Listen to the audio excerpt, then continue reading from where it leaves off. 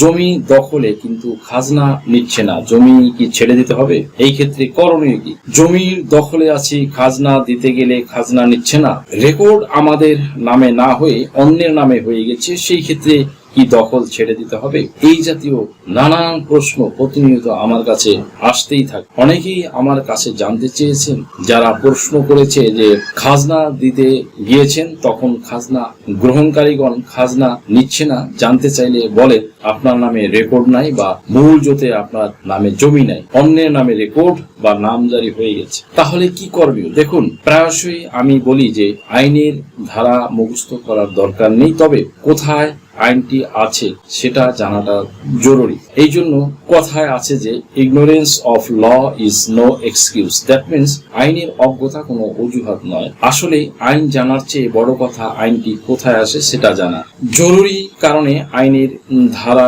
উপধারা এত সব মাথায় রাখা সম্ভব হয় না। তাই দেখবেন আইনজীবীদের চেম্বারে অনেক বই থরে থরে সাজানো থাকে।